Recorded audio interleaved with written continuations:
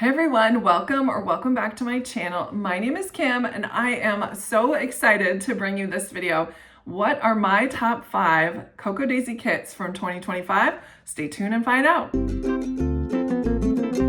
Hey friends, today I'm finally sharing my top 5 kits from 2025 that Cocoa Daisy has beautifully done. This was honestly harder than I thought it was going to be. There are so many beautiful kits that Cocoa Daisy has put together this year, but I have a few favorites that I want to share with you. I'm ranking these on how much I use them, how versatile they were, and how many new exciting things that were included in it, because she keeps changing it up every single month and I am here for it. I often find myself reaching for the leftovers month after month, and those are the kits that I found the most enjoyable in 2025. Are you ready? Let's get into it. Before we get into my top 5, let's review every single month that Cocoa Daisy has graced us with their beautiful designs for 2025. First up is Nordic Nights. I loved how cool and refreshing these colors were. They weren't overly cold, but they felt warm and inviting. A perfect start to January. February was called Penelope, and this was the Bridgerton inspired collection, and it wasn't overly Valentine's themed, but it did give us some bright, beautiful colors and that gorgeous peacock. March was called Willows, and this was done and illustrated by Lanu Potts. She did 2 collections, 3 if you include the Christmas kit as well for December, but she did a great illustrations with lily pads and some beautiful friendships. I loved how she did all of the mix of colors and whimsy with the frogs as well. Then we've come to April, which was called Serenity. I loved the cherry blossoms and the bright colors and the mystical woman who graced our pages. Such a beautiful kit. Then we've come to May, which was called Flourish. I loved this kit because you really could use it almost all year long with the colors and the vibrancy of all of the different florals. It was so gentle and spring-like, and it really filled my heart with joy. June was Mediterranean Muse, and this had just a beautiful colors of yellows, and it really was Mediterranean inspired, whether it being south of France, Greece. It really did have all of these beautiful bright colors that really ushered in summer just beautifully. Then July was called Where the Sea Dreams. I love this kit for its simplicity, for its neutral tones, and it really was beautiful just to work in here every single day. Moving on to August, which was called Flutterby. I did a lot of projects using this kit.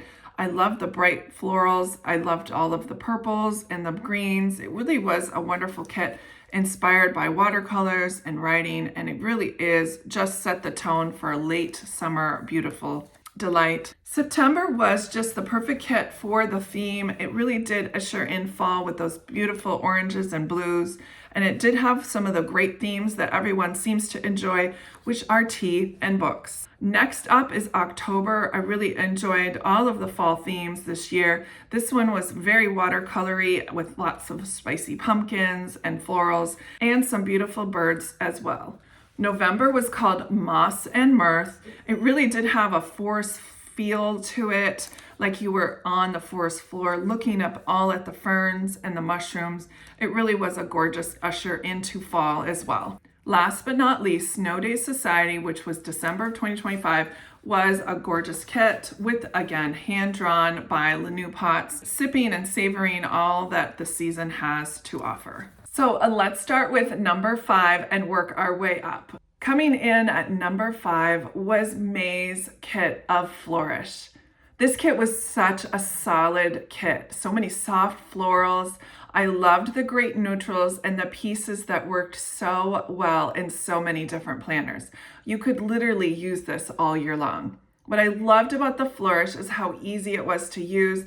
It didn't feel too fussy or overwhelming for me. It layered beautifully with whether I was either memory keeping or decorating a weekly spread. And I loved the vellum, of course. This was one of those kits that didn't scream for attention, but it was like just quietly did its own little job in May, one of my favorite months of the year. So a little bit biased, but Flourish definitely was my number 5 favorite. Number 4 is October Glow. And honestly, Cocoa Daisy nails fall every single year. From the time I started using Cocoa Daisy in 2022 till now, This month, October, has always been one of my perennial favorites. November as well, but it's just when those leaves hit you, they have done fall so well for so many years. The soft, warm colors, the cozy vibe, a mix of autumn without being Halloween-y, which I love. They have a separate kit for that. It just was perfect. I love how it transitions through the entire month. You could use it in September, you could use it in November. It really does span an entire 3 months if you really wanted to. Depending on how you used it, it was completely neutral. Now there was a lot of browns, at least in my kit, but with all of the soft oranges, it really did hit home perfectly. Definitely one of my favorites was October Glow. Next up, my number 3 is Chapters of September. Not only was this a bookish theme with tea, I think they nailed the colors just perfectly. It felt like it had a lot of storytelling elements and soft tones, so very thoughtful and intentional, just so wonderful. And it made me really slow down when I was planning, and I appreciated that very much. It was one of the first kits of the year that I was just blown away by, and I knew it was going to be 100% sellout. It was perfect for journaling. Of course, it's perfect for memory keeping, but I love how my planners feel like they're telling a story, and this was a good one. And also, this was the first foray into that beautiful junk journal that I love so very much. It was just a wonderful way for Christine to spread her wings and really enjoy what she's doing. Number 2 is Nordic Nights. I was really surprised that this one really hit home for me.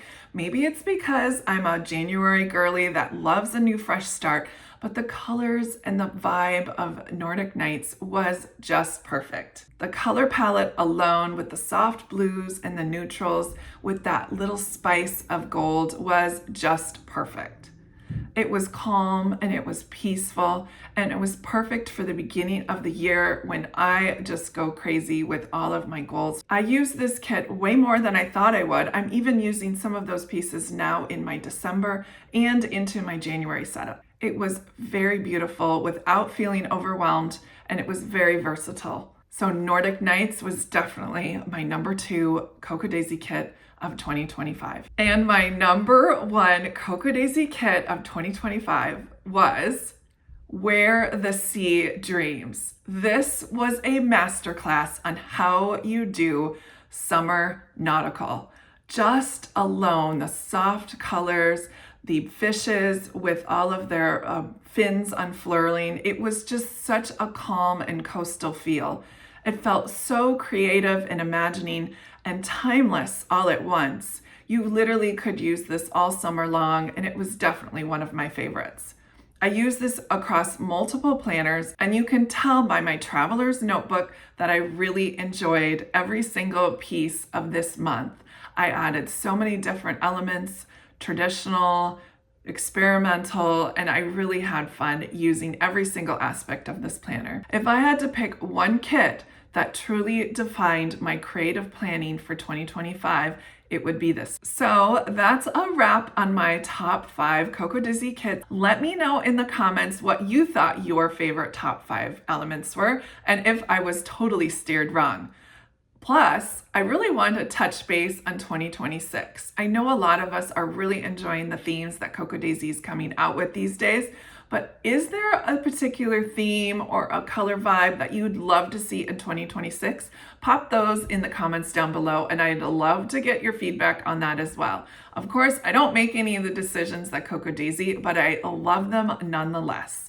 Take care, everyone, and happy 2025 into 2026. I'll see you soon. Bye.